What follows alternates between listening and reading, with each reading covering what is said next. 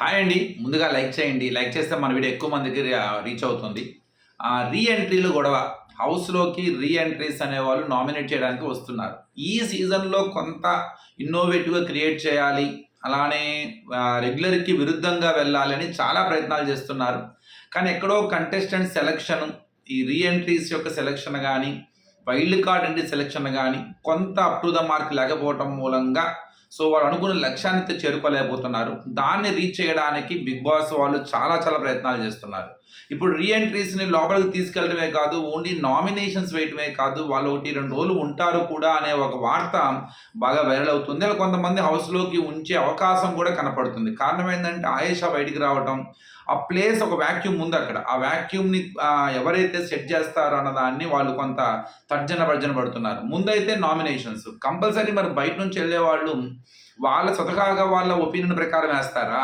Majority audience బయట ఇక్కడ ఎలా ఉంది పరిస్థితి, బయట సినారియో ఎలా ఉంది, మనం గనక ఏదైనా తేడా గాని చేస్తే మళ్ళీ ఆడియన్స్ చేతిలో మనం అటాక్ అవుతాము అన్న ఒక పర్సెప్షన్‌లో మెజారిటీ పీపుల్‌కి అభిప్రాయం ప్రకారమే వెళ్తారా? లేదు బీబీ టీమ్ గట్టిగానే స్క్రిప్టెడ్‌గానే మీరు వీళ్ళకి వేయాలి, ఈ పాయింట్స్ మాట్లాడాలి అని స్క్రిప్టెడ్‌గా ఏదైనా చెప్పబోతున్నారా? ఇది మన టాపిక్ ఇవాళ. వీడియో మొత్తం చూడడానికి ప్రయత్నించండి. మీ ఒపీనియన్ కూడా కామెంట్ బాక్స్‌లో చెప్పండి. పక్కాగా ఆడియన్స్ యొక్క మైండ్ ఉంటుందండి. ఎందుకంటే ఆడియన్స్ యొక్క ఇన్‌ఫ్లూయెన్స్ చాలా ఉంటది. బయట ఏం జరుగుతుంది? ఎక్కువ మంది ఏం మాట్లాడుకుంటున్నారు?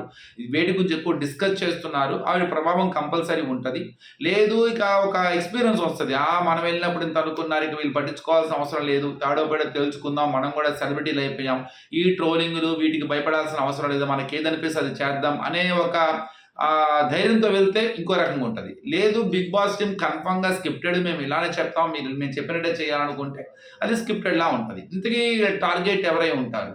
మాక్సిమం మాధురికి సేమ్ ఎలా పడుతుంది? మనకు చాలా మంది వెయిట్ చేస్తున్నారు. మాధురితో గొడవ ఎవరికి పడుతుంది? అది మాస్క్ మ్యాన్ అయితే ఎలా ఉంటుంది? శ్రీజ అయితే ఎలా ఉంటుంది? గట్టిగా మాట్లాడే వాళ్ళు ఎవరు? ఎందుకంటే మాధురి గారి టోను, మాధురి గారి వర్డ్స్ కొంత ఇబ్బందిగానే ఉన్నాయి. అలాంటి వాళ్ళకి ధీటుగా సమాధానం చెప్పే వాళ్ళ కోసం వెతుకుతూనే ఉన్నారు. అలాగా టగ్ ఆఫ్ వార్ ఇచ్చే ఒక కంటెస్టెంట్ ఎవరు? అసలు ఆ ధైర్యం చేస్తారా? బయట నుంచి లోపలికెళ్ళిన వాళ్ళకి అంత అవసరమా? ఎందుకంటే ఇప్పుడు చిన్న మాట జారితే కన్ఫర్మ్‌గా మళ్ళీ బయట అటాక్ అవుతుంది. మళ్ళీ బయట ఫ్యాన్స్ వాళ్ళు మళ్ళీ ఒక లొల్లవుతుంది. ఆ లొల్లిని వీళ్ళు అవసరమా మనకి? ఏదో ఎళ్ళమన్నారు, వేసొచ్చాం కదా! కామ్‌గా అంటే బావుండనుకుంటారా? లేదు ఎంతో కొంత కంటెంట్ ఇచ్చి రావాల్సిందే అనుకోని ఇస్తారా? ఎవరికి పడొచ్చు? శ్రీజాకి, మాధురికా? లేదా మాస్క్ మ్యాన్ వెళ్తే మాస్క్ మ్యాన్‌కి, మాధురికా? మనకి ప్రోమోలో రమ్యని చూపిచ్చారు, శ్రీజాని చూపిచ్చారు, షైనీని ఫ్లోరా షైనీని చూపిచ్చారు, మనీష్ మర్యాదని చూపిచ్చారు. భరణి వీళ్ళందరూ వెళ్తారు. అందరూ వెళ్తున్నారన్న వార్తలైతే వస్తున్నాయి.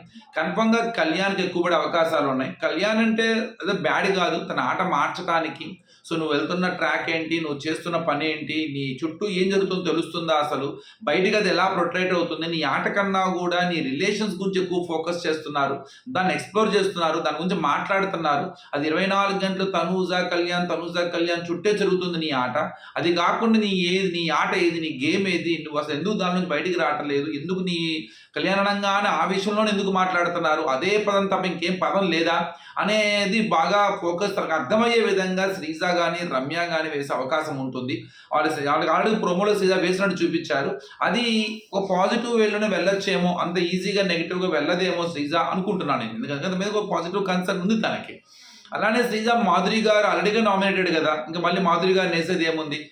ఒకవేళ ఇన్ కేస్ గనక వేయొచ్చు అనుకుంటే నిజం చెప్పి వేయాలనుకుంటే ఆ ఛాన్స్ గనక ఇస్తే ఏదన్నా టగ్ ఆఫ్ వార్ నువ్వా నేనా అన్నట్టుగా పడొచ్చు మీ మాటలు గాని అదంతా గాని.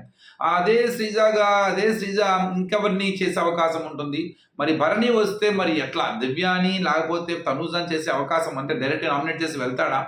ఆ హౌస్‌లో చేయలేని పని ఏదైతే మిస్ అయ్యాడో అది ఇక్కడ చేసి వెళ్తాడా? లేదా బయట చూసిన తర్వాత తన రిలేషన్‌కి ఏంది తనకేం అర్థమయ్యింది? అసలు తన ఆట వస్తాడా లేదో కూడా డౌట్ నాకైతే. వస్తే గనక ఎవరి మీద వెళ్ళే అవకాశం ఉంటుంది? అంటే మళ్ళీ యాజ్ యూజువల్‌గా కళ్యాణ్ మీదకి వెళ్ళే అవకాశం ఉంటుందా?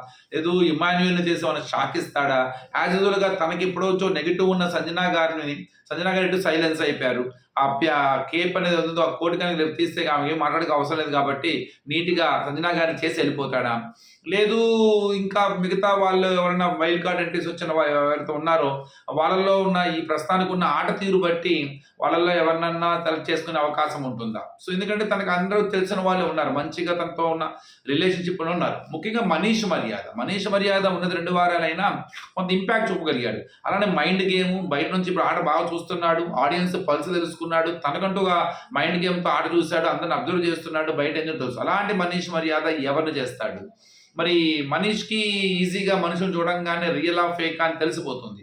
వైల్డ్ కార్డ్ ఎంట్రీస్‌లో అలాంటి ఫేక్ ఏమైనా కనిపెడతాడా? లేకపోతే పాత వాళ్ళలోనే ఇంకా నువ్వు బయటికి రాలేదు, ఇంకా నువ్వు సేఫ్ ఆడుతున్నావు, నువ్వు ఇంకా ఇది రావాలి అని చెప్పి ఇంకేదన్నా దానిలో నుంచి లాగే ప్రయత్నం చేస్తాడా? సో ఇట్లాగా రేపొద్దున ఈ రీ ఎంట్రీ నుంచి వెళ్ళే వాళ్ళ సచ్చి కూడా వెళ్తుందని వింటున్నాం మనము. అలానే పైపైన ఎలిమినేట్ అయిన ప్రతి ఒక్కళ్ళు కూడా మళ్ళీ తిరిగి వచ్చే అవకాశం ఉంటుందంటున్నారు. వాళ్ళలో ఇద్దరు ముగ్గురు హౌస్ లోపల కూడా ఉంటారు అని కొంతకాలం ఉంటారు అని చెప్పేసి. ఇంతకేంటి ఈ ప్రయత్నం? ఎందుకు ఇదంతా? అంటే కొంచెం ఫ్రెష్‌నెస్ కోసమా? లేకపోతే ఇంకా వాళ్ళు గేమ్ మార్చడానికంటే ఇన్ని సలహాలు ఎంతమంది ఇస్తున్నారు? ఆల్మోస్ట్ బీబీ టీమ్ అసలు మనకన్నా కూడా గట్టి రివ్యూ వాళ్ళకే ఇస్తుంది. హోస్ట్ ద్వారా గానీ, ఆడియన్స్ ద్వారా గానీ, సందర్భానుసారంగా వాళ్ళకి ఇవ్వాల్సిన టిప్స్ అన్నీ బిగ్ బాస్ ఇస్తుంది. ఇప్పుడు ఈళ్ళు కొత్తగా వెళ్ళి చెప్పేది ఏముంది ఆళ్ళకి? సో, అది హైపరాది గారు చెప్పింది అదే, నాగ్ సార్ ప్రతి వారం చెప్తుంది అదే, అక్కడ ఆడియన్స్‌ని కూర్చోబెట్టి చెప్తుంది అదే. ఆల్మోస్ట్ ఎవరికి ఏమెళ్ళాలో అన్నీ వెళ్ళినియి. కొద్దో గొప్పో కొంత గైడ్ చేయాల్సింది ఏమైనా ఉందంటే ఇంకొంతమంది ముగ్గురు అలపాదత మిగిలి ఉన్నారు. సో, ఈ మూవీ కరెక్ట్ క్లారిటీ అన్నది ఇంకొద్దిగా రావాల్సొస్తుంది. అలానే తనూజాకు గూడా తనలో గూడా ఒక నెగెటివ్ ఒక బ్యాడ్ ఒక ఉన్నది. తన ఆటలో గూడా కొంత ఒక డాట్ ఉన్నది, ఒక బ్యాడ్ ఉన్నది. అది కూడా నెగెటివ్ ప్రొట్రాక్ట్ అవుతుంది బయటికి. అట్లా గూడా చెప్పే ప్రయత్నం చేయాలి.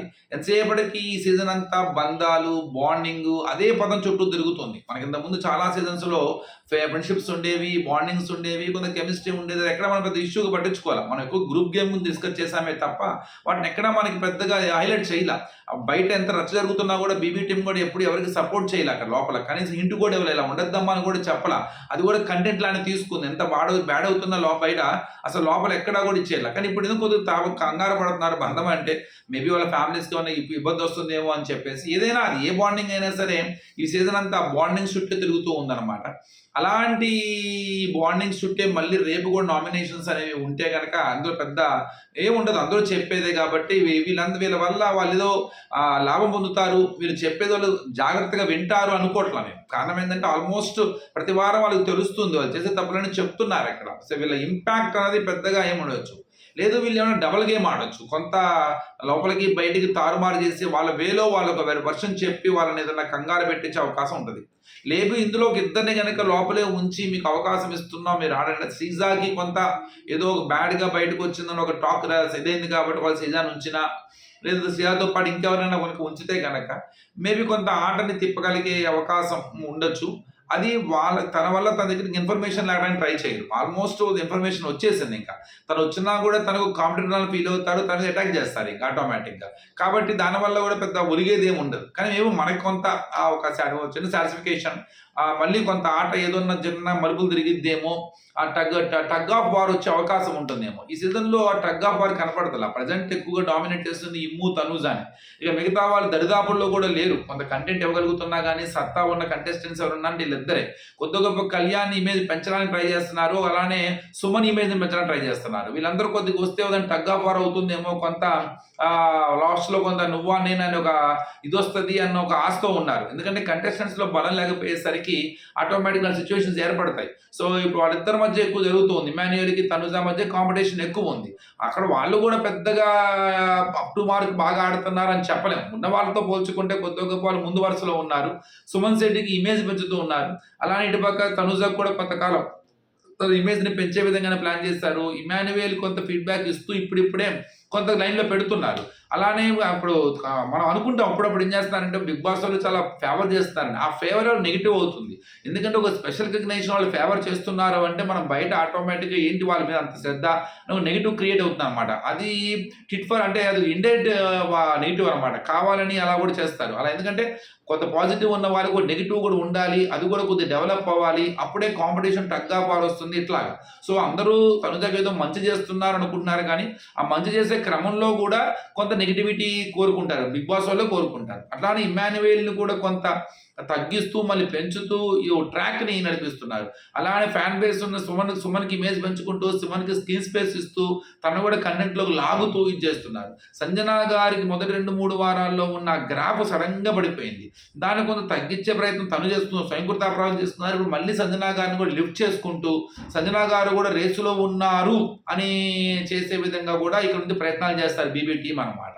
సో ప్రెసెంట్ ఇప్పుడు డెమన్ కావచ్చు, ఆ డెమన్ కంప్లీట్ షాడోలో ఉన్నాడు. డెమన్ని ఎంకరేజ్ చేయట్లా, ఎంతసేపటికి రీతుని ఎంకరేజ్ చేస్తున్నారు, రీతుకి డైరెక్షన్ ఇస్తున్నారు. రీతు బాండింగ్లో వద్దు నీ ఆట నువ్వు అంటున్నారు, కానీ అంత గట్టిగా డెమన్కి చెప్పట్లా. డెమన్ కూడా అలా కనుక లాగగలిగితే అసలు డెమన్ కూడా సూపర్ ఫైటర్ అవుతాడు. అప్పుడు మనకి ఒకరి మీద ఒకరికి ఆ కస వస్తుంది, ఆడే గేమ్ వస్తుంది. ఇలాంటివి చేయలేకపోతుంది బిగ్ బాస్ అనమాట.